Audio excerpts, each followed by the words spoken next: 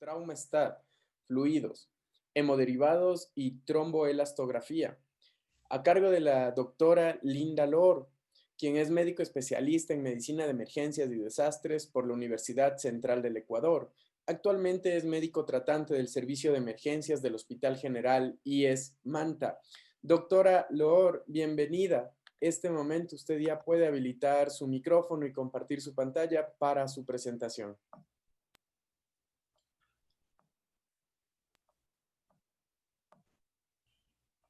Bienvenida, doctora Lor. Buenas noches. Vamos a compartir pantalla.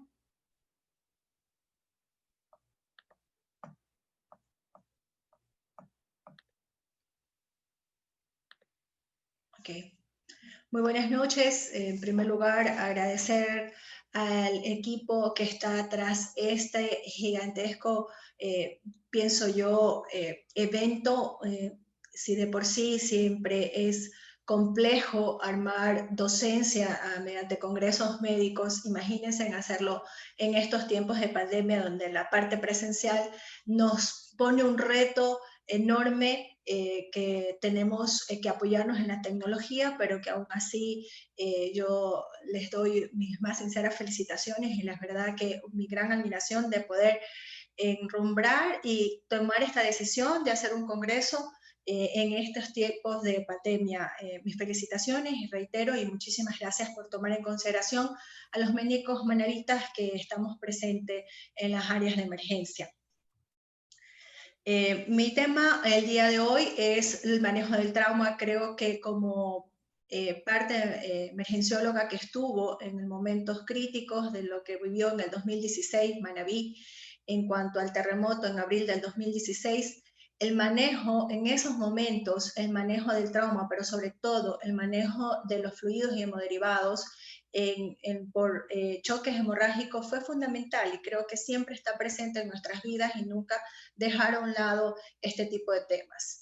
Creo que es importante siempre estar a la vanguardia y que actualmente sí nos acapara todo lo que es el tema del COVID-19, pero que nunca debemos dejar a un lado estos tipos de temas que todos los días lo seguimos viviendo, a pesar de estar en confinamiento, a pesar de tener las medidas de distanciamiento y salir menos de casa. Siempre va a estar presente lastimosamente los accidentes de tránsito, los accidentes laborales y por lo tanto el trauma.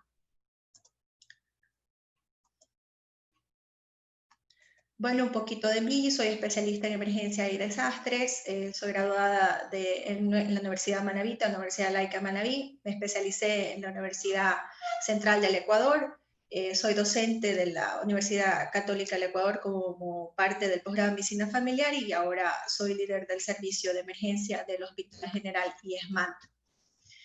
Para hablar de trauma es muy importante, pienso yo, que se debe mencionar el equipo de trabajo que interviene en este tipo de atenciones. El equipo de trabajo empieza desde el sitio del evento, donde la parte prehospitalaria es fundamental para activar lo que es el equipo de trauma. La parte prehospitalaria debe tomar en cuenta siempre qué tiene ante sí y poderlo saber comunicar al personal de emergencia que se debe preparar para recibir ese paciente.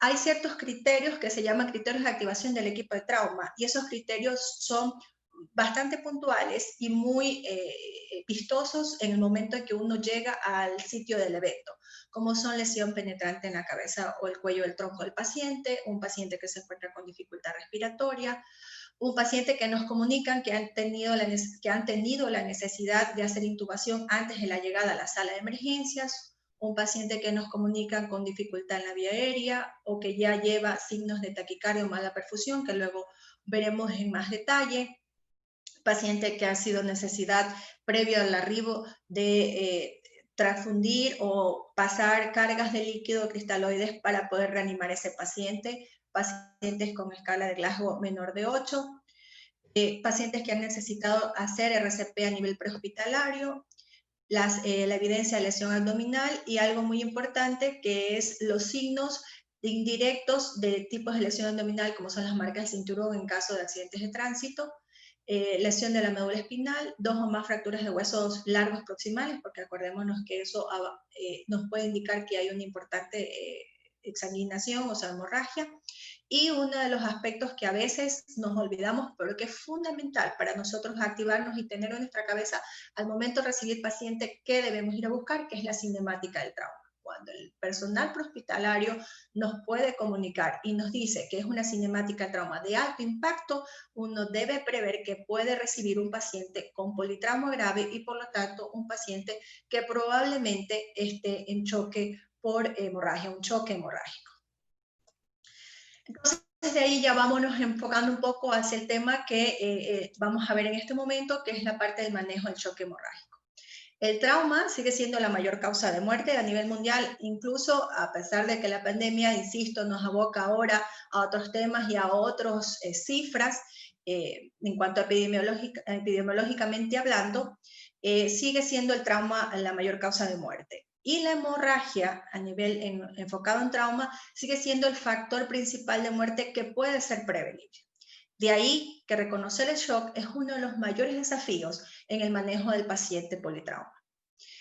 Pero, ¿qué es lo importante de esto? Que a veces los médicos que estamos en la emergencia no sabemos identificar los signos tempranos de hipoperfusión tisular. La identificación temprana del choque puede significar la vida o la muerte de nuestros pacientes. De ahí que el ATLS, que creo que manejamos en un idioma universal en cuanto al manejo del trauma en base a estas guías, estos cursos que se dan internacionalmente, pues nos da una mnemotécnica que nos ha permitido establecer cuando recibimos un paciente en forma rápida y ordenada, revisar el paciente, que es lo que conocemos todo, que es el ABCD, y dentro de ese manejo y esa evaluación está lo que es la clasificación de choque hipovolémico o el choque, en este caso, por hemorragia, que creo que todos en un momento dado manejamos como la clasificación que vemos en la pantalla. No la vamos a ahondar porque yo creo que ha sido, que la manejamos bastante bien en lo cual, en términos, en el ámbito médico. Pero lo más relevante de este cuadro es que sigo insistiendo y cuando tengo a mis alumnos conmigo, les digo, a veces nos olvidamos que el paciente no solo está en choque porque está con hipotensión, sino que también debemos ver los signos tempranos como es la frecuencia cardíaca, el llenado capilar. Esos son los primeros signos que nosotros debemos ir a buscar. Si nosotros sabemos, vamos directo a ello y podemos identificar un choque temprano. Otra de las mnemotécnicas utilizadas para lo que es la identificación de índice de shock es el índice de shock trauma, que está dado por la frecuencia cardíaca y la tensión arterial sistólica. Y la frecuencia cardíaca y la tensión arterial sistólica. Y esto nos ha dado, inicialmente este índice de shock no fue dado para valorar choque hemorrágico en trauma, fue inicialmente dado para manejar o para valorar choque hemorrágico en patologías obstétricas. Pero se vio que en un momento, sobre todo a nivel militar en Estados Unidos, que tenía una buena aplicación en lo que es el choque hemorrágico por trauma. Y de ahí que ya se empezó a aplicar y que nos puede dar tempranamente una alerta sobre el choque hipovolémico. Y se ha hecho varios estudios y ahí aparece el índice de shock modificado que toma en cuenta no la tensión arterial sistólica, sino la tensión arterial media. Por lo tanto, engloba un poco más lo que es la tensión arterial sistólica y diastólica del paciente y se ajusta un poco más a lo que pasa realmente con el paciente. Cuando nosotros estamos ante una presencia de choque hemorrágico, lo que vamos a tener es que la perfusión tisular es la que se va a ver primeramente, es la que se va a ver afectada. El control de la perfusión tisular es nuestro paso esencial en el manejo del choque hemorrágico. De ahí que la perfusión tisular tenemos marcadores globales y locales. Globales, como son la acidosis láctica. Acordémonos que la hipoperfusión, la hipoxia tisular, va a provocar la liberación de radicales libres y por lo tanto se va a producir una acidosis. Y la caída de la saturación venosa mixta y central por la misma mala perfusión, por la falta de lo que es el transporte de oxígeno a nivel de la hemoglobina.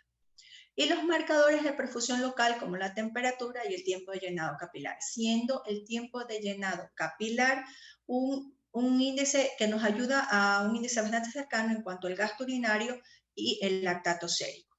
Dentro de los marcadores de perfusión local también tenemos lo que es la disminución de aumento de las enzimas hepáticas, aumento de la LDH, y todo eso nos manifiesta que hay una destrucción de la célula y una mala perfusión tisular.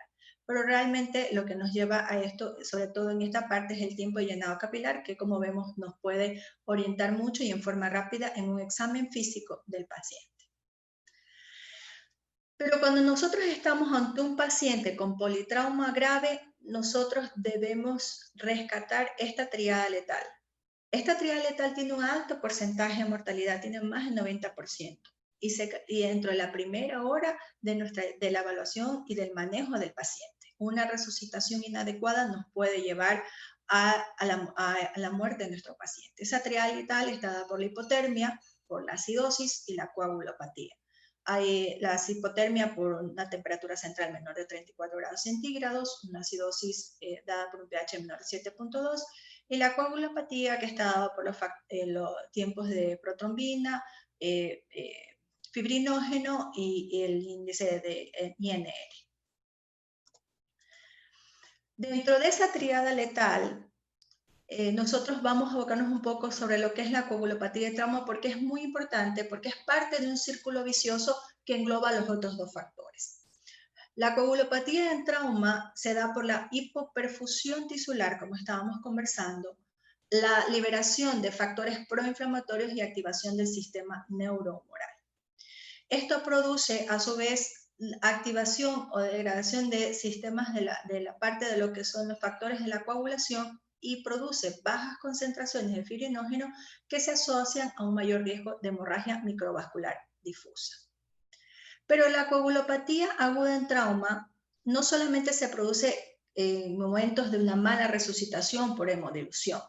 También hay que tomar en cuenta que la coagulopatía se produce desde el momento en que se produce el trauma en el paciente por el daño tisular, que va a producir una serie de eventos que ya empieza a hacer la patología como trastorno de la coagulación en sí, y que luego se podría ver agravada por una mala resucitación como una hemodilución por aportar exceso de cristaloides a un paciente. Eso lo vamos a ver más tarde.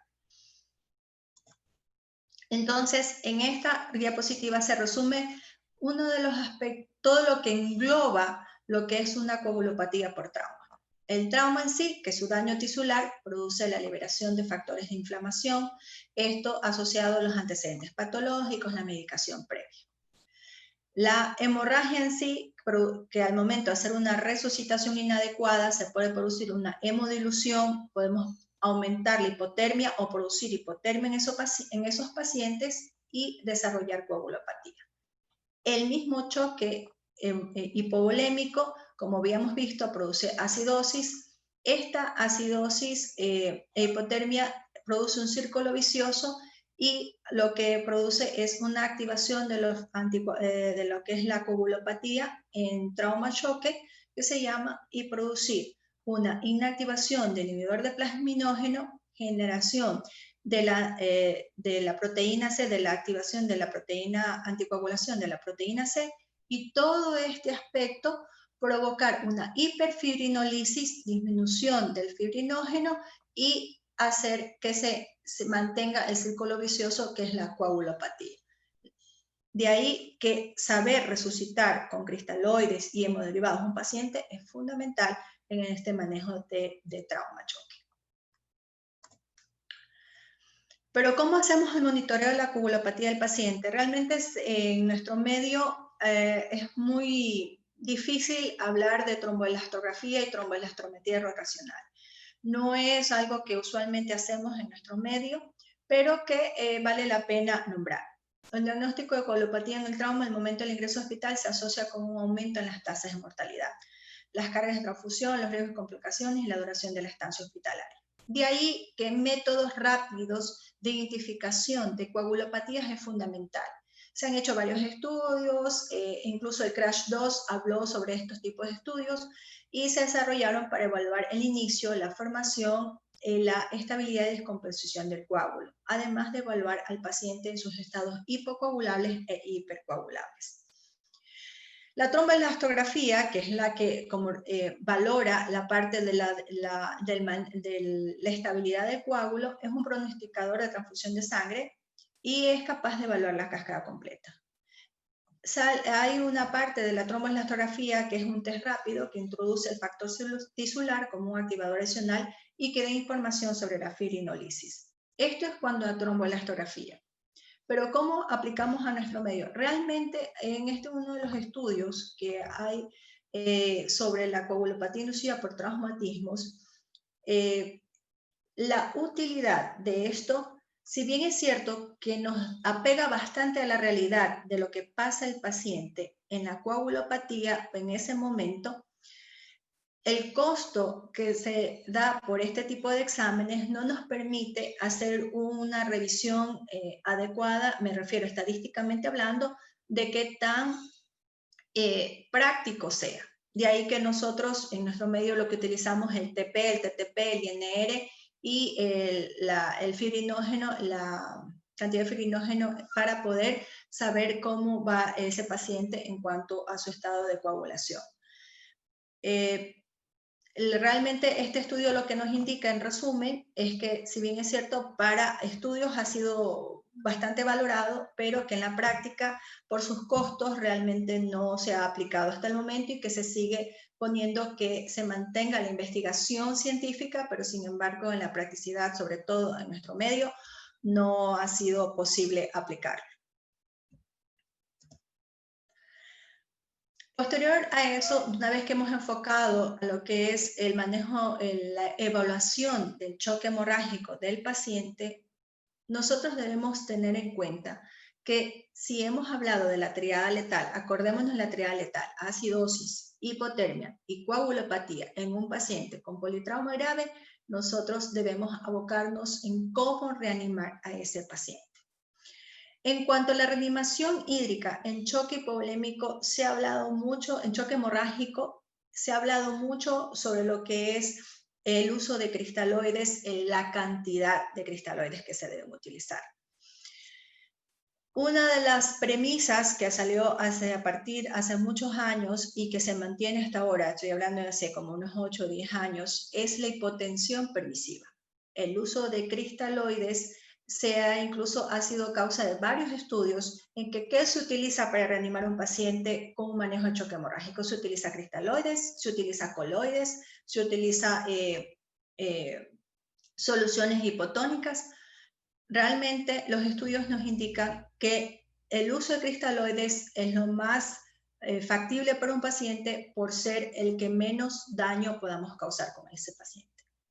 Y de ahí viene la siguiente premisa, resucitación con control de daños. O sea, nosotros debemos hacer una reanimación pautada con el paciente pensando en una hipotensión permisiva. ¿Qué significa eso? Que no vamos a pasarle cantidades enormes a un paciente porque ya lo vemos con signos de hipotensión. Hay que calmarnos y manejar al paciente con tratando de mantener una tensión arterial sistólica entre 80 y 90, siempre y cuando el paciente no tenga un trauma craneoencefálico, porque sabemos que ahí sí debemos, por la presión de perfusión, debemos tener una tensión arterial media mayor.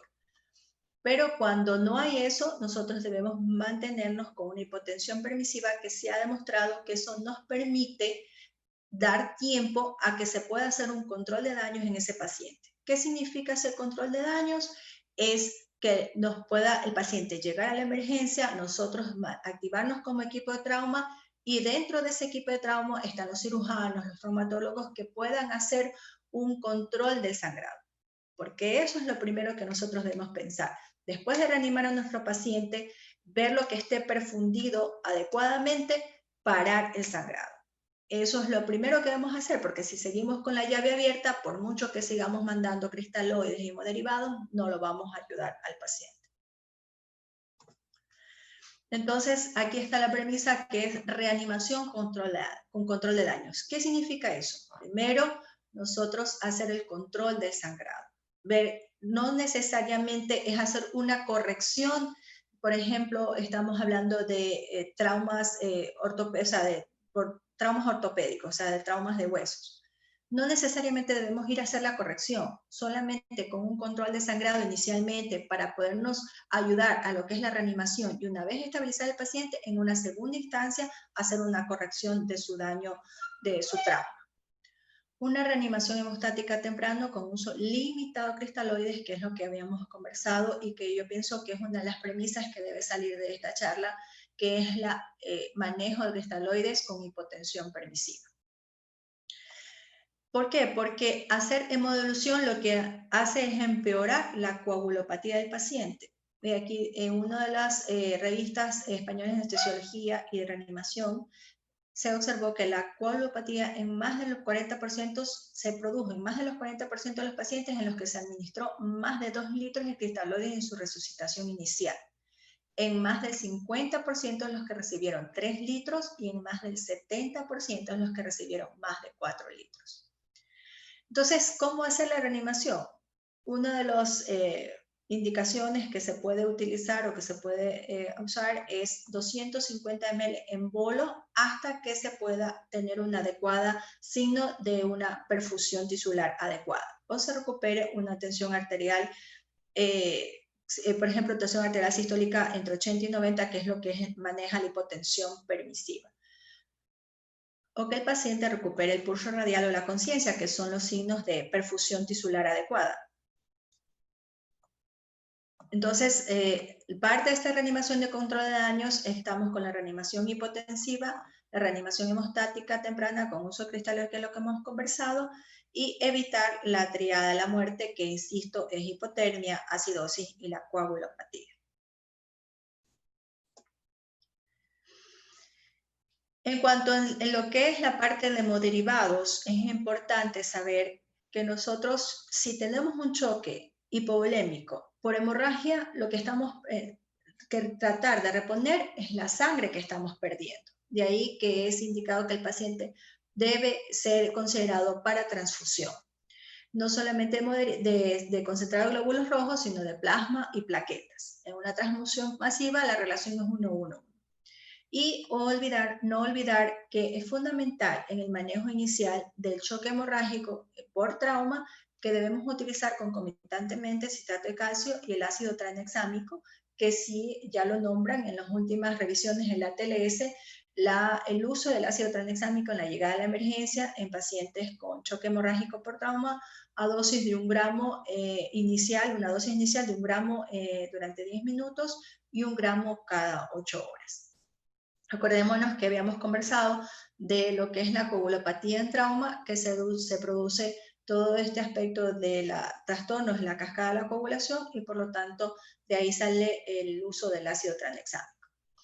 Y en cuanto al manejo de los hemoderivados, hay mucha controversia en el inicio, no de la transfusión masiva, sino el inicio del uso de los hemoderivados. Utilizamos relación 1:1, me refiero de concentrado de glóbulos rojos y plasma, pero en las últimas revisiones hablan de la relación 1:2, 1 concentrado de glóbulos rojos, 2 de unidades de plasma fresco congelado por cada unidad, y que posteriormente ya se considera también la aplicación de plaquetas.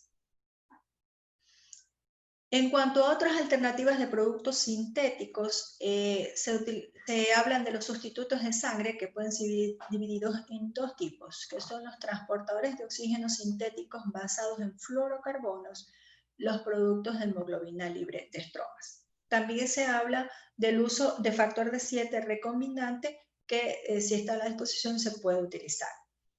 Pero estos 2 primeros lo que tratan es de reemplazar a los concentrados de glóbulos rojos debido a lo que en la actualidad es muy difícil, lo que es los bancos de sangre sostener su stock de sangre de hemoderivados y por lo tanto la parte científica médica está abocado en conseguir este tipo de sustitutos de sangre.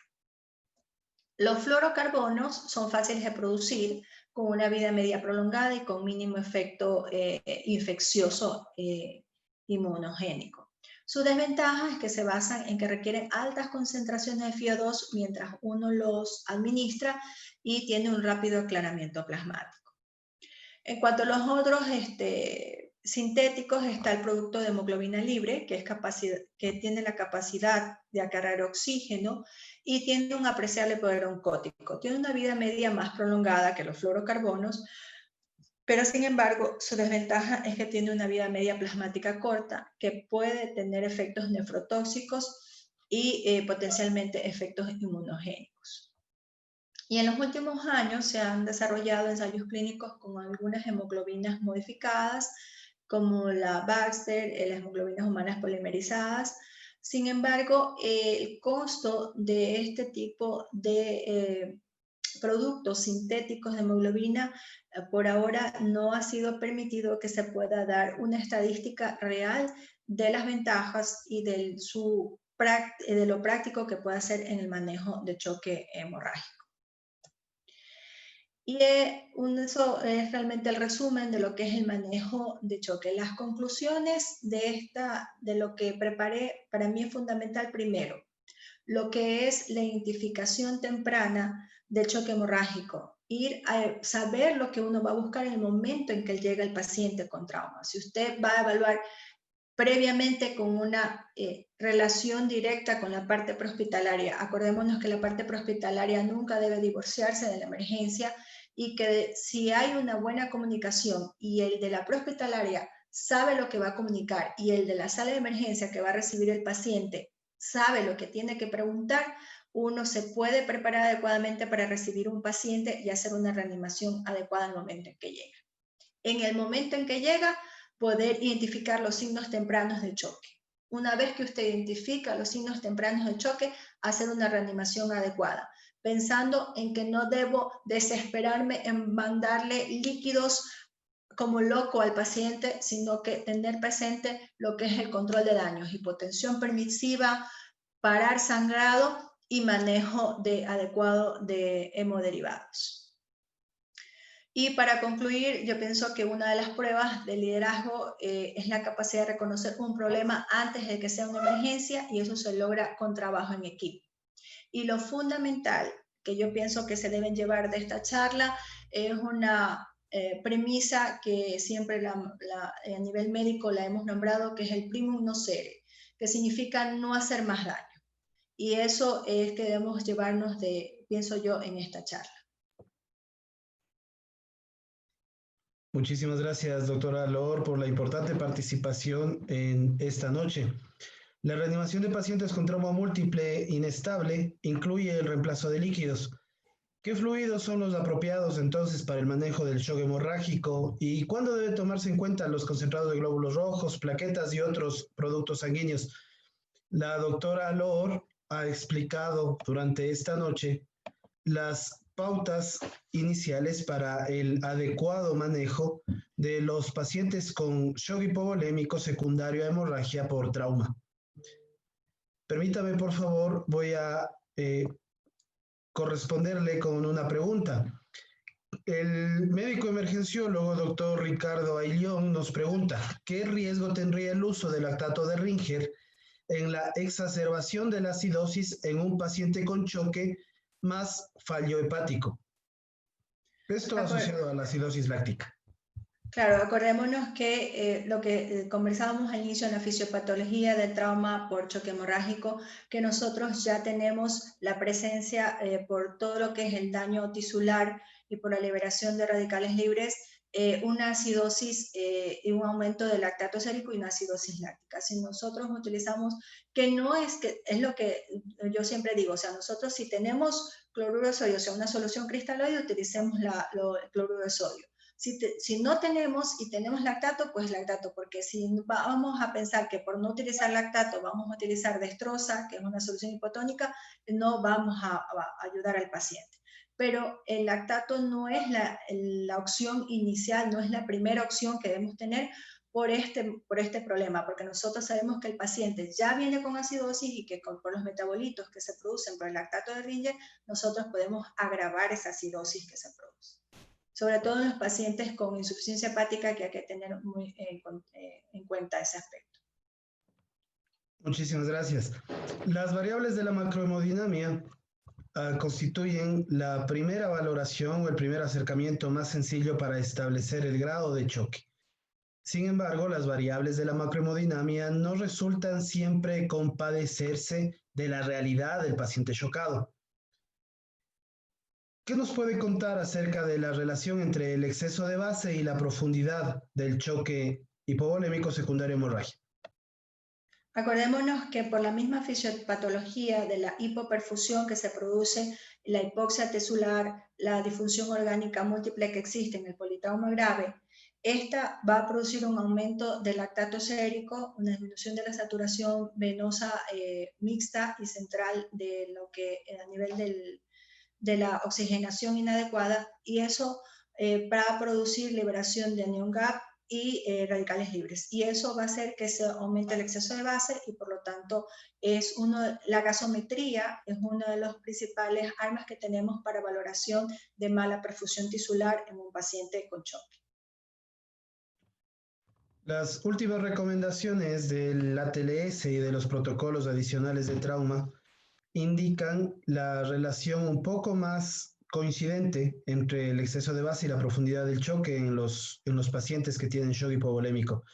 Nos están preguntando también sobre la utilidad, si es que usted conoce sobre la utilidad del carbonato de calcio. No soy honesta que no tengo conocimiento de la utilidad en reanimación. Yo por lo menos no les mentiría si les digo algo sobre ese aspecto. Sí, tal vez no sea precisamente el carbonato de calcio y a Dani Quinancela, que es quien nos pregunta, más bien si es que puede comentarnos un poco más para compartirlo con el resto del auditorio, se lo agradeceríamos muchísimo. Quizás el uso de gluconato o de citrato durante la reanimación. Sí, lo que decíamos que el gluconato de calcio en la reanimación es importante porque acordémonos que en la cascada de la coagulación interviene y nos va a ayudar a mejorar lo que es los factores de la coagulación. Y también por eso se lo nombra con el uso del ácido tranexámico. Muy bien, muchísimas gracias, doctora Lor. Yo le agradezco sinceramente por haberse dado cita el día de hoy y durante esta noche con nosotros aquí en el primer Congreso Internacional de Medicina de Emergencia. Probablemente la doctora Lor no lo recuerde, pero en el 2010 fue la primera profesional, la primera mujer, la primera persona que pensó que yo podría llegar a ser un gran médico emergenciólogo durante mi rotación del internado rotativo en la emergencia del Hospital Eugenio Espejo. Por ello, es realmente un honor tenerla del otro lado de la cámara, doctora Loor. Le agradezco infinitamente por su presencia. La doctora Linda Loor es médica especialista en medicina de emergencias y desastres y es actualmente médica tratante en el Hospital IES de Manta. Muchísimas gracias. Hasta la próxima. Muchas gracias y mis aplausos por este magno evento. Hasta luego. Hasta luego. Bueno.